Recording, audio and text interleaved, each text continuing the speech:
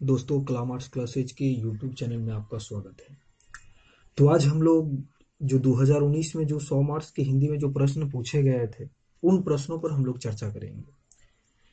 कई बार छात्र हमसे ये पूछते हैं कि सर आप हिंदी का सिलेबस बता दीजिए, हिंदी का सिलेबस। तो मैं हिंदी के सिलेबस पर भी वीडियो बनाऊंगा।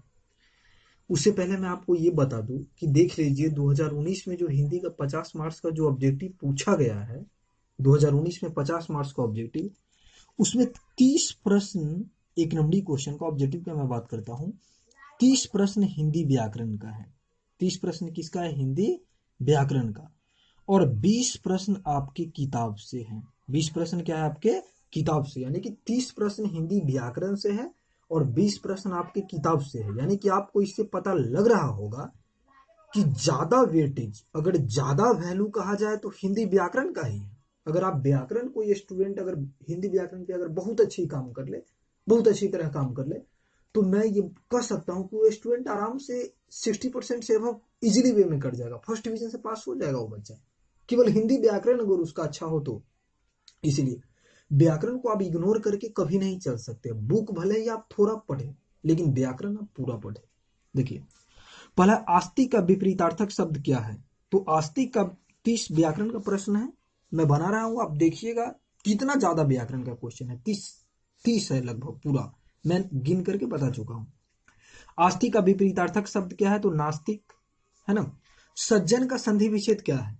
तो सज्जन का आप जानते हैं कि सत जोड़ जन, त में हलंत होगा, ये व्यंजन संधि है। प्रेमचंद की रचना क्या है? तो प्रेमचंद की रचना है पूस की रात। पूस की रात प्रेमचंद की कहानी है। आप जानते होंगे, पढ़े होंगे 10वां में, पूस की रात हल्कू मुनिया जबरा वाला, है ना। अब देखिए, जहां पहुंचना कठिन है वो कहलाता है, जहां पहुंचना कठिन है वो दुर्गम कहलाता है। बातचीत निबंध के निबंधकार कौन है? तो बाल कृष्ण भट्ट। और ये बाल कृष्ण भट्ट भारतेंदु युग के लेखक है और बातचीत निबंध लिखते हैं। और बातचीत निबंध में बातचीत करने की शैली के बारे में बताया गया है। सब्ज बाग दिया दिखाना मुहावरे का अर्थ क्या है? तो झूठ बोलकर ठगना। जिसने यश प्राप्त किया है उसे, उस एक शब्द, तो देखिए जो यश प्राप्त किया उसको यशस्वी कहते हैं। क्या कहते हैं उसे? यशस्वी। अब अगला प्रश्न है 8वां, चिरीमार में कौन सा समास है? तो तत्पुरुष समास है। चिरीमार का क्या होता है? चिड़ियों को मारने वाला। सुंदर का पर्यायवाची शब्द क्या है? तो मनोहर। सुंदर को हम लोग मनोहर भी बोलते हैं, है ना, जो मन को हर ले। देखिए, किस रचनाकार की पंक्ति है ये? आपको ये क्या बोलते हैं, अर्धनारीश्वर निबंध जो है रामधारी सिंह दिनकर का, उसकी पंक्ति है ये। नारी स्वप्न है, नारी सुगंध है, नारी पुरुष की छाह पर झूलती हुई जूही की माला है। तो ये रामधारी सिंह दिनकर का है। अर्धनारीश्वर मतलब निबंध से लिया गया है, और अर्धनारीश्वर निबंध क्या है? रामधारी सिंह दिनकर का निबंध है। देखिए, तपोबल का संधि विच्छेद क्या है? तो तपोबल का संधि विच्छेद हो जाएगा तपह जोर बल। क्या हो जाएगा? तपह जोर बल। ये आपको विसर्ग संधि हो जाएगा। राजेंद्र का संधि विच्छेद क्या हो जाएगा? तो राजेंद्र का संधि विच्छेद राजा जोर इंद्र। राजेंद्र का क्या हो जाएगा? राजा। अब देखिए, पुत्र वियोग। अब है कि पुत्र वियोग में मां ने किसके भय से लाल को गोद से नहीं उतारा? तो ठंड के भय से। पुत्र वियोग सुभद्रा कुमारी चौहान की कविता है, मैं इस कविता की वीडियो बनाया हूं, आप देख सकते हैं। क्या बोलता है पुत्र वियोग में? ठंड न लग जाए जिस भय से, नहीं गोद से जिसे उतारा। मतलब ठंड लगने के भय से नहीं उतारा। सुभद्रा कुमारी चौहान की कविता क्या है? तो पुत्र वियोग, मैंने आपको बताया है। कमल नयन में कौन सा समास है? तो कर्मधारय समास है। कमल नयन मतलब नयन किसके समान है? कमल के समान। तिरिच के रचनाकार कौन है? तो उदय प्रकाश। ये तिरिच एक कहानी है। मीरा ने अपना प्रियतम किसे माना है? तो कृष्ण को। जानते हैं ना, मीरा कृष्ण की भक्ति करती थी और मीरा के जो प्रियतम है कृष्ण है। चतुर्भुज में कौन सा समास है? बहुव्रीहि समास है चतुर्भुज में। क्यों चतुर्भुज में? देखिए, वैसे तो चतुर्भुज द्वंद्व समास भी हो जाता है, लेकिन इसमें द्वंद्व नहीं ऑप्शन है, बहुव्रीहि है। क्योंकि आप जानते हैं ब्रह्मा, मतलब जिसके पास 4 भुजाएं हो, देवता है ना। रघुवीर सहाय ने किस विषय में एमए किया? तो अंग्रेजी में एमए किया। महेश का संधि विच्छेद क्या है? महाजोरीस है। जो बहुत बोलता है उसको क्या बोलते हैं? वाचाल। जो बहुत बोलता है उसको क्या बोलते हैं? वाचाल। जो मधुर बोलता है उसको क्या बोलते हैं? जो मधुर बोलता है उसको क्या बोलते हैं? मृदुभाषी, है ना। जो कम बोलता है उसको मृदुभाषी, जो मधुर बोलता है उसको मधुरभाषी। यानी कि अब आप देखिए, कमल का पर्यायवाची शब्द क्या है? तो सरोज, सरोज है, पंकज है ना, नीरज है, कमल को बोलते हैं। किस कवि का मूल नाम वैद्यनाथ मिश्र है? तो आप जानते हैं नागार्जुन। क्या है? नागार्जुन। नागार्जुन का मूल नाम क्या है? वैद्यनाथ मिश्र है। अब अगला है ओ सदानीरा के लेखक कौन है? जगदीश चंद्र माथुर। जगदीश चंद्र माथुर ओ सदानीरा के लेखक है। ओ सदानीरा क्या है? तो निबंध है। ओ सदानीरा गद्य की कौन सी विधा है? निबंध है। सिपाही की माँ निम्न में से कौन सी? तो सिपाही की माँ का नाम है बिस्नी, और ये सिपाही की माँ आप जानते हैं ना, एकांकी है आप में, और इस एकांकी के ये कौन है? मोहन राकेश है। कौन है? मोहन राकेश। ये बहुत बड़े नाटककार हैं। सदाचार का संधि विच्छेद क्या हो जाएगा? सत जोड़ आचार, त में हलंत हो जाएगा। सदाचार का क्या है? सत जोड़ आचार, ये व्यंजन संधि हो जाएगा। अब देखिए मलिक मोहम्मद जायसी कैसे कवि है? तो ये प्रेम मार्गी कवि है, या सूफी कवि भी इसको कह सकते हैं। प्रेम मार्गी कवि को ही क्या बोलते हैं? सूफी कवि। उपवन में कौन सा उपसर्ग है? तो उपवन में उप उपसर्ग लगा है। कैसा उपसर्ग है? उप। आजन्म में कौन सा समास है? अव्ययी भाव समास है। आजन्म आ। प्रकाशित में कौन सा पढ़ते हैं? तो इत पढ़ते हैं, क्योंकि आप पढ़ते हैं लास्ट में तो क्या आता है? इत। मैंने उपसर्ग पढ़ते पर वीडियो बनाया है, उसको देखिएगा। प्रकाशित में इत पढ़ते हैं। छात्रों के रहने का स्थान कहलाता है छात्रावास। जहां पर छात्र रहते हैं उस स्थान को क्या बोलते हैं? छात्रावास।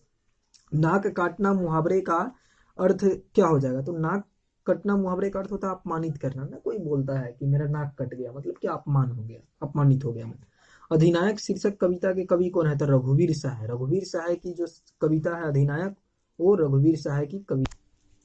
अब अगला है आपको गाल बजाना मुहावरे का अर्थ क्या होता है? तो देखिए गाल बजाना मुहावरे का अर्थ है डिंग हाँकना। क्या होता है?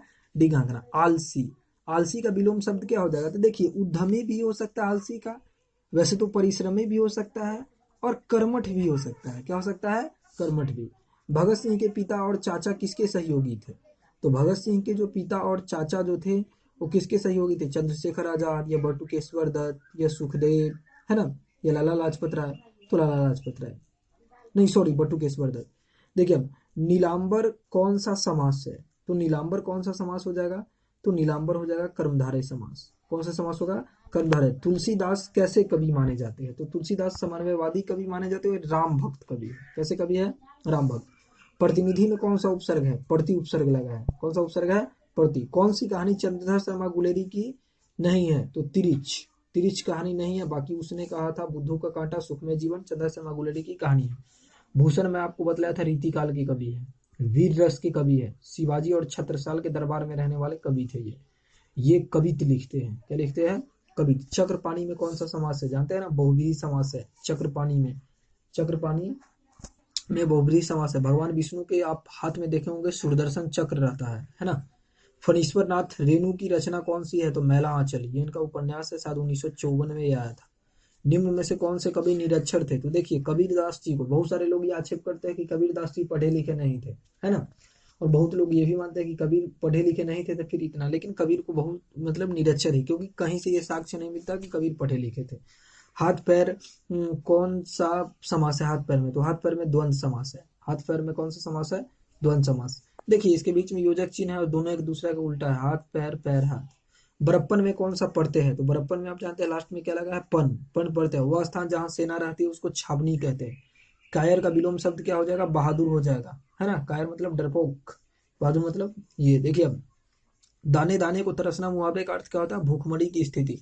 तो आप यहाँ पर देखें कि 30 प्रश्न किसका है? केवल इसमें व्याकरण का है। तो आपको हिंदी व्याकरण हर हाल में आप लोगों को मजबूत बनाना है। हिंदी व्याकरण को आप ज्यादा से ज्यादा नोट कीजिए, उसका नोट्स बनाइए और उस पर काम कीजिए, बुक को भी पढ़िए। तो आप मेरे चैनल को ज़्यादा से ज़्यादा शेयर कीजिए, सब्सक्राइब कीजिए, और आप हमसे जुड़े रहें। जो भी डाउट लगता है आपको कमेंट बॉक्स में लिख सकते हैं, मैं यथासंभव उसको सॉल्व करने की कोशिश करूंगा, है ना। तो बुक को पढ़िए और अच्छी पूर्वक पढ़िए।